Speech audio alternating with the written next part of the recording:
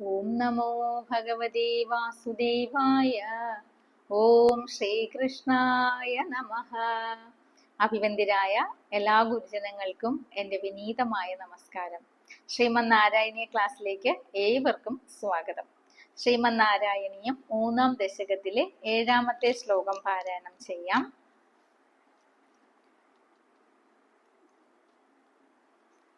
വിധൂയ ക്ലേശാന്മേ കുരു ചരണയുഗ്മം ധൃതരസം ഭവത്ക്ഷേത്രപ്രാപ്തൗ കരമപി ജദേ പൂജനവിധൗ ഭവന്മൂർത്യാലോകേ നയന മധദേ പാദതുളസീ പരിഘ്രാണേ ഘ്രാണം ശ്രവണമപി തേ ചാരുചരിതേ. സന്ധി വിച്ഛേദം നോക്കാം. വിധൂയ ക്ലേശാൻ മേ കുരു ചരണയുഗ്മം ധൃതരസം ഭവത്ക്ഷേത്രപ്രാപ്തൗ കരം അപി ച തേ പൂജനവിധൗ ഭവന്മൂർത്യാലോകേ നയനം അധ തേ പാദതുളസീ പരിഘ്രാണേ ഘ്രാണം ശ്രവണം അപി തേ ചാരുചരിതേ. പദച്ഛേദം നോക്കാം. ചരണയുഗ്മം ധൃതരസം ഭവത് ക്ഷേത്ര പ്രാപ്തൗ പൂജന വിധൗ ഭവത് മൂർത്തി ആലോകേ പാദ തുളസീ പരിഘ്രാണേ ചാരു ചരിതേ. അർത്ഥം നോക്കാം. ഭഗവാൻ അനുഗ്രഹിക്കണമേ എന്ന ഭക്തി തീർണം. ഒടുവിലെ ക്ലേശങ്ങളെല്ലാം അകറ്റിയിട്ട് കർമ്മേന്ദ്രിയങ്ങൾക്കും ജ്ഞാനേന്ദ്രിയങ്ങൾക്കും ഭഗവാനെ ഭജിക്കുന്നതിൽ താല്പര്യമുണ്ടാക്കി തരണേ എന്നാണ് ഈ ശ്ലോകത്തില് പ്രാർത്ഥിക്കുന്നത്. ഭഗവാനെ നാം അറിയുന്നത് ഭഗവാനെ അല്ല ഏതിനെയും ജ്ഞാന ഇന്ദ്രിയങ്ങൾ കൊണ്ട് തന്നെയാണ്. മേ ക്ലേശാൻ വിധൂയ, അല്ലയോ ശ്രീ ഗുരുവായൂരപ്പ, അവിടുന്ന് എൻ്റെ ക്ലേശ സമൂഹങ്ങളെ ധൂനനം ചെയ്ത് കളഞ്ഞിട്ട് പറത്തിക്കളഞ്ഞിട്ട് മേ ചരണയുഗ്മം ഭവത് ക്ഷേത്ര പ്രാപ്തൗ, എൻ്റെ 2 കാലുകൾക്കും ഭഗവാന്റെ ക്ഷേത്രത്തിൽ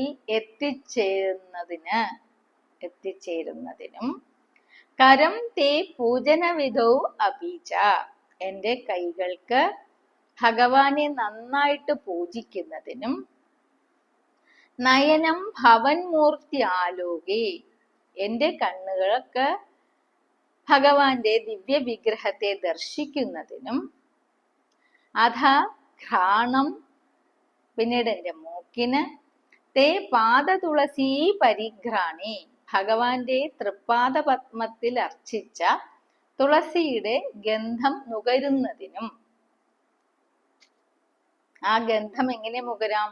അതായത് എൻ്റെ തന്നെ കൈകൾ സുഖമായിട്ട് ഞാൻ തന്നെ ഭഗവാന്റെ തൃപ്പാദ പത്മങ്ങളിൽ തുളസി അർപ്പിക്കുമ്പോൾ എനിക്ക് ആ ഗന്ധം നേരിട്ട് നാസികയിലെത്തണം.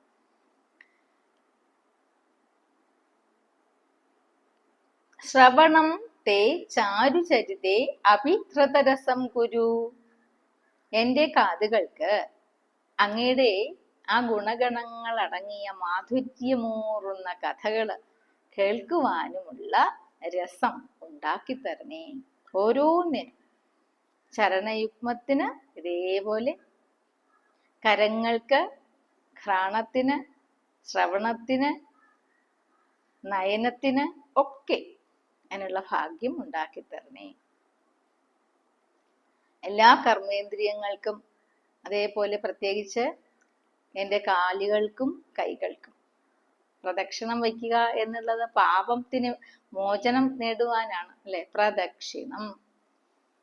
അങ്ങനെ നന്നായിട്ട് പ്രദക്ഷിണം ചെയ്യാൻ എനിക്ക് കാലുകൾക്ക് ആരോഗ്യം വേണം, ക്ഷേത്രത്തിലെത്തുവാൻ വേണം.